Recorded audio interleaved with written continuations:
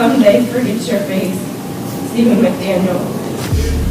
In my eyes, you are the devil. Daniel, the day after Lauren Giddings was reported missing in June of 2011. Reporter Michelle Casada found him standing outside the apartment building where he and Giddings had lived. She thought she was safe inside her own apartment, but just steps away her neighbor was secretly watching, waiting, and planning her murder. This is the chilling story of how a promising law student's life was stolen, and how the killer almost got away with it. In today's video, we explore the haunting case of Lauren Giddings, a bright young woman whose promising future was stolen by someone shockingly close to her. Macon, Georgia. A quiet city where people are friendly and life moves slowly.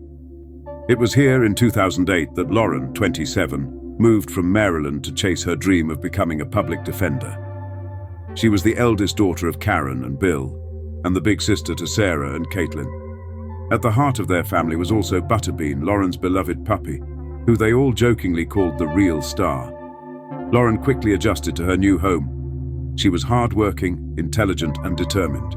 4 years earlier, she had met corporate lawyer David Vandiver, and despite a 20-year age gap, their connection was instant. They shared ambition, wit, and a quiet strength that helped them through personal challenges. David even admitted she was the only one who had ever won over his protective older sister. At one point, he had even chosen the perfect spot to propose. But life wasn't simple. Distance strained their relationship, and for a time, Lauren dated another student, Joe. Though she eventually ended things, Joe remained a close friend. By June 2011, Lauren had earned her law degree from Mercer University. Surrounded by family, and of course Butterbean, she celebrated her graduation, ready for the next step, preparing for the Georgia bar exam. Lauren threw herself into studying, even sending a message to friends saying not to take it personally if she didn't reply. She confided in her sister that she felt as though someone had been inside her apartment at Barristers Hall, a student housing complex across from the university. Nothing was broken, nothing was stolen, but little things seemed off, as though objects were being moved.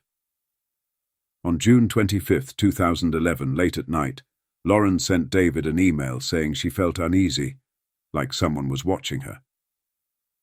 Calls and texts from her sister Caitlin and her best friend Katie went unanswered. At first, no one panicked.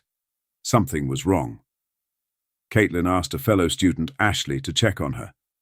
When Ashley arrived, Lauren's car was still parked outside. Using a spare key, she entered the apartment. Inside, they found Lauren's laptop, phone, purse, and law books, items she would never leave behind.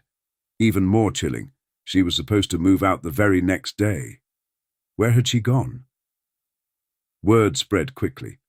On June 30th, police entered her apartment. At first glance, nothing was stolen, and no signs of forced entry were found. But something felt wrong. Investigators sprayed the bathroom with luminol, a chemical used to detect blood. The luminol test had revealed what investigators feared most: blood, and a lot of it. Lauren's bathroom had been scrubbed, but under the chemicals it glowed, confirming their worst suspicions. The search was no longer for a missing woman. They were now looking for a body. On June 30th, 2011, the sweltering Georgia heat swirled around the complex. Detectives were outside planning their next steps when a sudden gust of wind carried a foul odor toward them. It wasn't garbage. It wasn't sewage. Every seasoned officer present recognized it instantly. The unmistakable stench of human decay. They traced the smell to a row of large dumpsters at the edge of the complex. One officer later said, "There are bad smells you never forget." This was one of them. Slowly, the lids were lifted. Inside was a black plastic bag. It was heavy, tightly wrapped and stained. When they opened it, they were met with a nightmare. A woman's torso, dismembered, wrapped like trash. Although DNA testing was still required, investigators were almost certain it belonged to Lauren Giddings. Her disappearance, the blood in her bathroom, and now this. It all connected. One detective described the scene as something only a monster could do, In a grim twist of fate, the dumpsters hadn't been emptied that morning because police cars were blocking the entrance. Had officers not been there at that exact time, the body would have been gone forever. The medical examiner confirmed the remains were Lauren's. She had been killed and dismembered on June 26th. There were no signs of sexual assault, and the cause of death couldn't be determined. Whoever did this had cleaned her apartment so thoroughly that only the luminol could detect blood. Police sealed off the area, careful not to alert the killer in case they fled or destroyed evidence. Now came the hardest part: figuring out who. Detectives started with those closest to Lauren, both romantically and geographically. Friends and neighbors who had helped search for her were interviewed, including her ex-boyfriend Joe and her long-distance partner David. Both were quickly ruled out. David had been on a golf trip in California, and Joe's alibi held. Then came another name: Stephen McDaniel. Stephen, 25, lived next door to Lauren. Was living there? Yeah, Lauren was my neighbor. We're just trying to find out where she is at this point. I mean, no one has seen her since Saturday. I mean, the last time anyone heard from her was an email that she sent out, and no one's heard from her since. Did you see her hang out with anyone at the time, anything like that? I mean, no one has seen her since Saturday. I haven't seen anything. He was a Mercer law student preparing for the bar. He had been present during the first searches for Lauren, even helping to look for her. But unlike the others, Stephen resisted letting police search his apartment. When questioned, he said it was just the lawyer in me. He liked his privacy. But officers noticed something off. Stephen lingered around the investigation all day, shadowing police, keeping tabs on who came and went. And when reporters arrived, he was one of the first to speak on camera. In an interview, Stephen described Lauren as nice as can be and speculated she might have been abducted while jogging. "Body?" he asked, suddenly pale. Only a handful of people knew about the discovery. He slumped, staring blankly into space, as if his mind had left the room. Hours later, Stephen finally allowed police into his apartment. Inside, they found stockpiles of food, energy drinks, and weapons. Police arrested him on burglary charges and brought him in for further questioning. The man who had been eager to talk to the media all day now went almost completely silent. "You know this girl, right?" they asked, showing him Lauren's photo. "Yes," he whispered. "Does she live next door to you?" "Yes." "Were you friends?" "Yes." But when asked if he cared about finding her, his answers were flat. "I don't know." "Do you?" Detectives told him about the body found in the dumpster. "Who could do that?" they asked. "I don't know," he repeated. Judges dismissed his claims, leaving his conviction and life sentence untouched. Behind bars, he kept writing.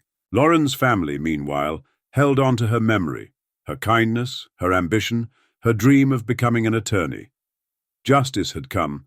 For Lauren's family, every plaque, every run, every memorial is both a comfort and a reminder of what was lost. They celebrate her birthdays, her accomplishments she never got to see, and the milestones she never reached. For Stephen McDaniel, life is confined to the cold walls of a prison cell. Though he continues to file appeals and insists on his innocence, the overwhelming weight of evidence, from his searches to his confessions to his chilling surveillance of Lauren. Detective David Patterson put it bluntly. "We know what happened. Maybe not every detail, maybe not every place he discarded her remains. But we know enough. And we know he'll never walk free again." And so the case of Lauren Giddings remains one of Macon's darkest stories. Not just because of the brutality of her murder, but because of the betrayal at its core. A young woman who treated others with kindness was killed by the very person she once tried to welcome as a friend. Her story continues to be told, in classrooms, in memorial runs, and in whispered warnings about the dangers that sometimes lurk closest to home. For the people who loved her, Lauren's light will never fade. And for Stephen McDaniel, his name will never be remembered for brilliance or success, but for the monstrous act that turned his fleeting chance at a future into a lifetime behind bars. Lauren Giddings' story is a heartbreaking reminder that sometimes the greatest dangers aren't strangers in the dark. They're the people living right next door. Her light, her kindness, and her dreams will never be forgotten. If you found this story as chilling as we did, don't forget to like, share, and subscribe for more true crime stories that uncover the darkest truths hiding in plain sight.